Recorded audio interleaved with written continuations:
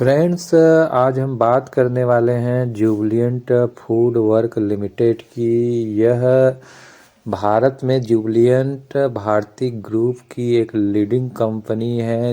इस कंपनी के पास दो इंटरनेशनल ब्रांड जिसमें नाम आते हैं डोमिनोज पिज्ज़ा, डंकिन डोनट्स, इनकी फ्रेंचाइजी इनके पास है। वहीं पे देखा जाए तो इन्होंने एक नया ब्रांड लॉन्च किया हुआ है पॉपीज के नाम से, जो कि इनके फूड सेगमेंट को डिफरेंट बनाता है।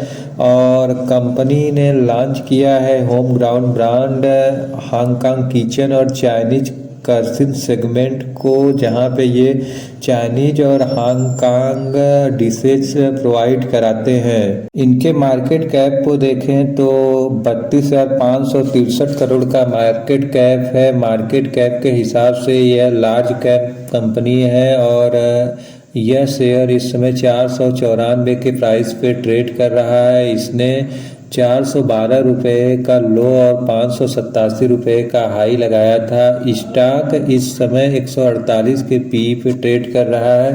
फ्रेंड्स, इसकी पी देखकर आप सोच रहे होंगे कि स्टॉक काफ़ी महंगा है, तो मैं आपको बता दूं कि इस सेक्टर का जो एवरेज पी है वो 139 के आसपास है। यानी इस तरह के काम करने वाले जितने भी स्टॉक शेयर मार्केट में लिस्ट हैं, सबकी पी हाई है। वहीं इनके बुक वैल्यू को देखें तो इनका बुक वैल्यू 31.6 का है। डिविडेंड ये कोई खास नहीं देते हैं। रिटर्न ऑन कैपिटल एम्प्लॉयड इनका 16.2% का है और रिटर्न ऑन इक्विटी 18.1% का है, जबकि इस शेयर की फेस वैल्यू 2 की है।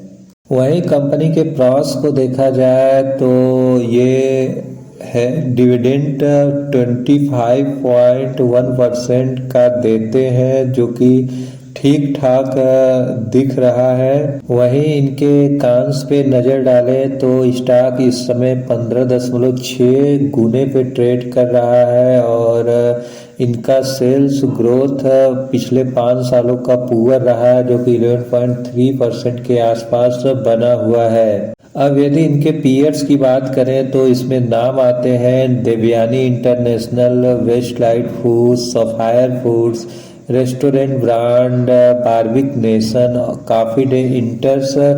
फ्रेंड्स, जैसा कि हम बता रहे थे कि इस कंपनी का मीडियन पी 139 के आसपास है, तो यहाँ पे वो देखने को मिल रहा है। अर्थात इस कंपनी में जो इस तरह की कंपनी जो भी भारत में है, सबका एवरेज पी काफ़ी हाई है। अर्थात मार्केट ने इस तरह की कंपनियों को काफ़ी हाई वैल्यूएशन दे रखा है।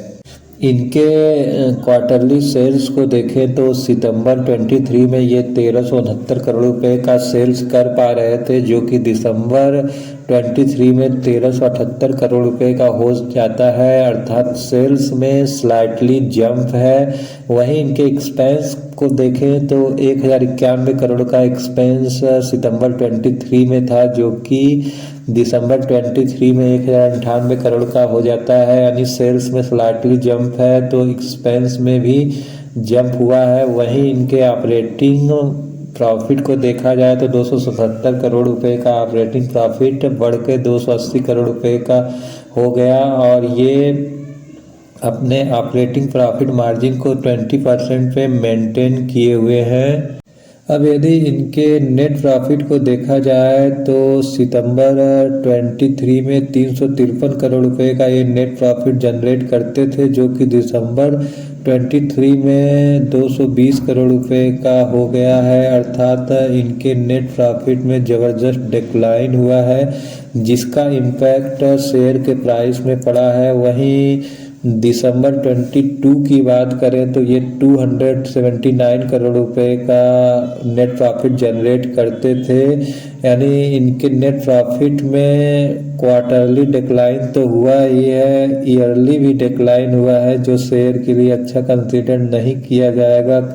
ऐसा इसलिए हो रहा है क्योंकि इस समय फ्रॉड इनमें जिनसे ये अपने पिज्ज़ा और बर्गर का निर्माण करते हैं उनके दाम में उछाल आया हुआ है। अगर भविष्य में उनकी प्राइस डिक्रीज होती है तो इनके नेट प्रॉफिट जंप कर सकते हैं। वहीं ईपीएस की बात की जाए तो 5.35 रुपये का ईपीएस घट के 3.34 रुपये का हो चुका है। फ्रेंड्स, इनके कंपाउंड सेल्स ग्रोथ की बात करें तो ये पिछले 10 सालों का 14% रहा है, 5 सालों का 11% रहा है और 3 सालों का 10% रहा है। ट्रेलिंग 12 मंथ में ये 6% पे रहा है, अर्थात इनका कंपाउंड सेल्स ग्रोथ भी डिक्लाइन हुआ है। वहीं इनके प्रॉफिट ग्रोथ की बात करें तो 10 सालों में ये 11% का था और 5 सालों में 13% का था। पिछले 3 सालों से इनका प्रॉफिट ग्रोथ 6% पे है और ट्रेलिंग 12 मंथ में ये ज़बरदस्त डिक्लाइन हुआ है जो कि -48% रहा। वहीं इनके स्टॉक प्राइस CAGR की बात करें तो 10 सालों में 17%, 5 सालों में 14% और 3 सालों में -7% रहा और पिछले साल ये 12% रहा। अर्थात 10 सालों का स्टॉक प्राइस CAGR देखा जाए तो ठीक ठाक है, लेकिन 3 सालों में ये इन्वेस्टर को कोई पैसा बनाकर नहीं दिया है ये कंपनी। वहीं रिटर्न ऑन इक्विटी की बात करें तो 10 सालों का 21% है, 5 सालों का 23% है और 3 सालों का 21% है और लास्ट ईयर में ये 18% इनका रहा। यानी रिटर्न ऑन इक्विटी के हिसाब से कंपनी ठीक ठाक दिख रही है। वहीं इनके रिजर्व की बात करें तो ईयरली देखें तो इनका रिजर्व मार्च 23 में मार्च 23 में 1906 करोड़ रुपए का रहा, जो कि सितंबर 23 में 1955 करोड़ रुपए का रहा। वहीं इनके ऊपर बारोइंग 2608 करोड़ रुपए का है, अर्थात रिजर्व के मुकाबले इनके ऊपर बहुत ज़्यादा कर्ज बना हुआ है।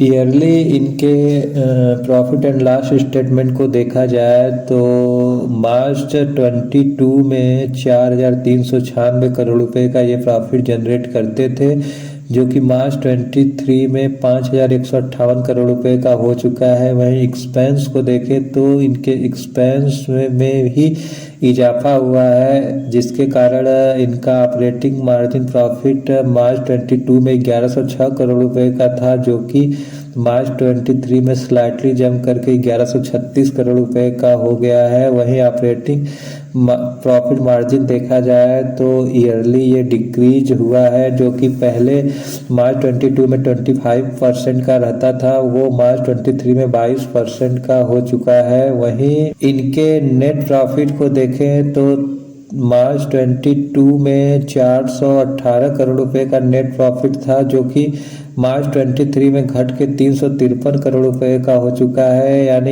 ईयरली इनका नेट प्रॉफिट ज़बरदस्त तरीके से डिक्लाइन हुआ है, जो कि इनके ईपीएस में साफ साफ दिखता है, जो कि ईपीएस मार्च 22 में 6 रुपये 37 पैसे का रहता था, वो मार्च 23 में 5 रुपये 35 पैसे पे पहुंच गया है।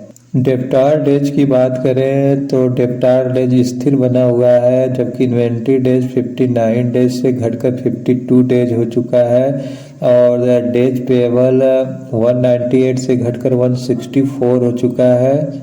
वहीं पे इनके रिटर्न ऑन कैपिटल एम्प्लॉयड की बात करें तो 21% का रिटर्न ऑन कैपिटल एम्प्लॉयड घट के 16% हो चुका है, जो कि कंपनी के लिए नेगेटिव कंसीडर किया जाएगा। यानी ओवरऑल देखा जाए तो कंपनी इस समय बहुत ख़राब दौर से गुजर रही है। तो फ्रेंड्स, जब कोई अच्छी कंपनी किसी कारणवश बुरे दौर से गुजर रही होती है तो वहाँ पे ही इन्वेस्टमेंट अपॉर्चुनिटी मिलती है। आइए हम इनके शेयर होल्डिंग पैटर्न्स को भी देख लेते हैं। यहाँ पे इनके शेयर होल्डिंग पैटर्न्स को देखें तो प्रमोटर्स की होल्डिंग स्थिर बनी हुई है, यानी किसी कंपनी में प्रमोटर्स की होल्डिंग अगर स्थिर होती है तो कंपनी को ठीक ठाक मानते हैं। ऐसा माना जाएगा कि प्रमोटर्स को अपनी कंपनी में विश्वास बना हुआ है। वहीं एफआईज को देखें तो सितंबर 23 में 26.14% होल्डिंग इनके पास थी, जो कि दिसंबर 23 में बढ़ के 27.75% हो चुकी है, यानी एफआई चुपके चुपके अपनी होल्डिंग को इंक्रीज कर रहे हैं। वहीं डीआईज की बात करें तो 22.16% की होल्डिंग बढ़ के घट के 21.9% हो चुकी है, यानी डीआईज ने अपनी होल्डिंग को ट्रिम किया हुआ है। पब्लिक होल्डिंग की बात की जाए तो पब्लिक भी यहाँ से डिक्रीज किए हैं अपनी होल्डिंग, क्योंकि जब कंपनी का बुरा दौर शुरू होता है तो सबसे पहले पब्लिक ही वहाँ से लॉस बुक करके निकलते हैं।